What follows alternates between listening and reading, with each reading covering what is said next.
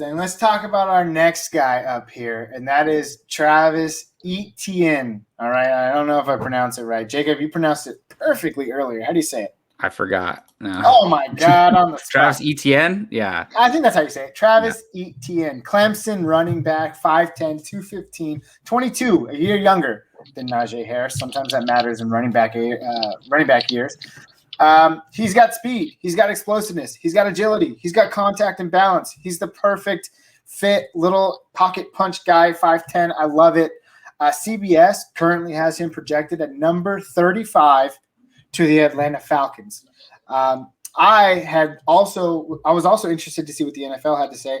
They had him falling via trade to the Miami Dolphins. The Miami Dolphins were going to try to find their way back into the first round later and pick him up there with their 36th pick and another draft pick they have. So that's also a solution. But, thinking out of it, I don't want to give too much away here. So I'm going to let Joe give a little bit of his insight because some things I got to keep close to my heart. All right, Joe, guys, what are you feeling about Travis Etienne? So I don't know if you guys utilize this, but NFL.com has this little prospect section, right? And they rank the prospects. So last year, and it goes based off a grade of for instance, last year, Clyde Edwards-Helaire was a 6.39, and the number one running back was DeAndre Swift at a 6.78. And basically the way that they grade those is they say, okay, 6.78, how we grade that? He's a year one quality starter. Whereas if you're somebody like Clyde or Jonathan Taylor and you fall into that 6.39, 6.4 category, you're going to project it to be a starter within the first few years. Nowadays, obviously, everything's pushed up. So, but they project him as a good quality starter. Travis Etienne, or however you say his name, he's actually the highest rated guy in this draft class as far as rookies are concerned, 6.71. So he seems like a do-it-all back. And now it's going to bring me back to why I don't think Najee Harris is going to go to the Jets is because he is. And the Jets are going to take him higher than Najee Harris, and Najee is going to fall to Miami. And the reason I say that is look who's their coach, right? Look who's their offensive coordinator, guys that came from the 49ers. And what are the 49ers like? Pass-catching backs, guys that can do it all. Mostert, Jeff Wilson Jr., Breida did good here. Tevin Coleman, which Tevin Coleman, by the way, is the Jets running back, by the way. I know you guys were talking about that earlier. He's signed there. So what do I like? I like Coleman, and I like this guy. And they're going to be the 1 and 2, but obviously this guy's going to be the one. And they're going to draft Zach Wilson. We already know it, right? So what do you do with a mobile quarterback? You get him a mobile pass-catching running back, some guy who was rated as a good blocker in college, some guy who's a 3-down back. So I like him going to the Jets and pairing up with Saleh and the 49ers' old coach, LaFleur. He's the offensive coordinator, right? So I think it's a seamless fit over there. We have Joe under contract, so if you're listening and you thought that sounded perfectly tasteful, you can't have him. He's under contract in 2025. I love the connection with I love the connection with Robert Saleh. And just that sort of prototypical back that San Francisco likes, and he brings the offensive coordinator with him over here. So it's all good and gravy. I love that connection, and I also too love Travis Etienne, very much so more than Najee Harris, given that he's got that pass catching skill set, a little bit more versatile than Najee Harris. Now in this NFL, you especially for fantasy, right? You PPR format, half PPR, you want that guy who has the versatility to catch the ball in the backfield. Joe, what I will say is, so one of the knocks on those guys from last year, like DeAndre Swift and Clyde Edwards-Helaire, and even guys as we get lower end tier over here, where we talk about the Michael Carter and Gainwell, the knock on all these guys is they're too small, right? There's no way that these guys are going to be 3-down backs. We talk about DeAndre Swift. Why did they go out and get Jonathan Williams? Or Jamal Williams, is because he's not projected to be a 3-down back. He might be the best one, but he can't touch the ball 25 times a game. But you know who can? Derrick Henry. You know why? Because he's 6'3" and 250. He's built like a truck. Who's built like that?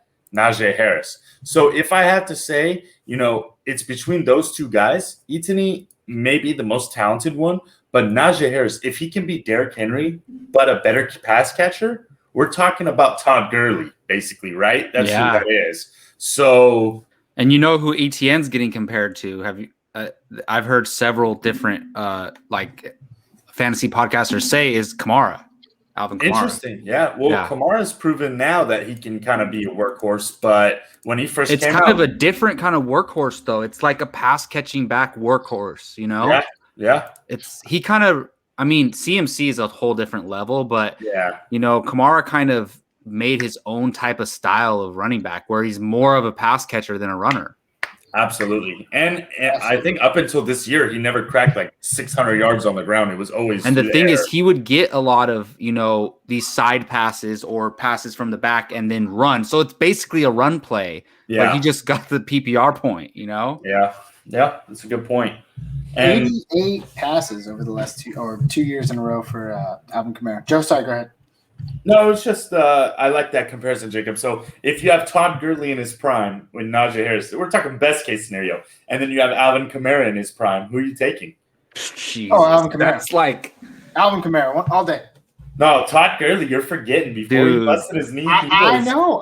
recency bias. Yeah. No, what? So you guys are taking Todd Gurley then? I don't know, bro. It's not easy. It's like once we get to like the regular draft and we're like, damn, do I take Zeke, Barkley, or Kamara? Like, I don't know. In either one, you're good, you know? It's like that.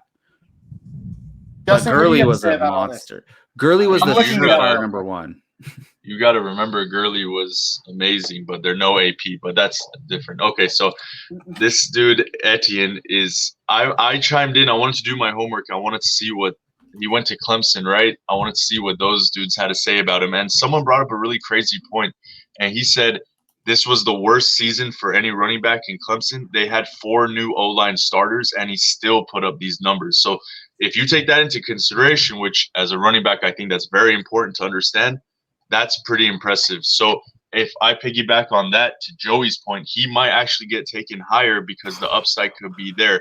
And it looks like he's pretty quick. And Dude, I'm watching some footage right now. He's fast. Yeah, He's I fast. like both of them. Don't get me wrong. I understand people have to be hesitant with running backs. We're talking fantasy, not NFL. So I'm taking these two, 1A, 1B. I'll be happy with either, to be honest. I know I have the 4th pick, so if one of them's left to me, I won't complain. So, you know, dynasty. This is nice dynasty prospect right here. Oh yeah.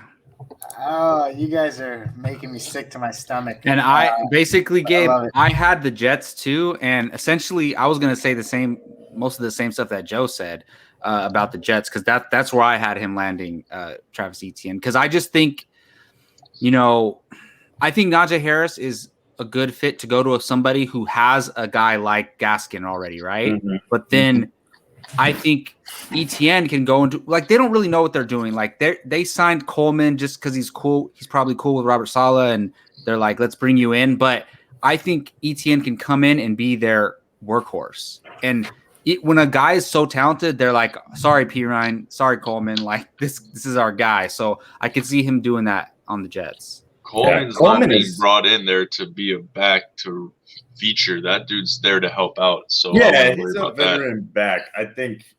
Listen, he's gonna get some touches, I think, because familiarity. But Well, look at this. You know the coach in Houston? So he brought in Mark Ingram, right? Because he was in Baltimore. That coach, I forget what he did in Baltimore, but he was a coach in Baltimore. He brought in Mark Ingram. Why? So he has somebody on his side. You know, so he has already a guy in the locker room who trusts him and can feed off all the other guys. Probably what Absolutely. they're doing with Tevin Coleman too. absolutely. Tell you where I think he's going to land, and I'd prefer, and that's Atlanta. They need, you know, I wouldn't mind that. I see the type of run that when Devontae was running at his peak over there, and he was just a multifaceted dude. I can see the same for this guy, and you know, you have Ridley and Julio and Hurst. You know, let that running back run free over there.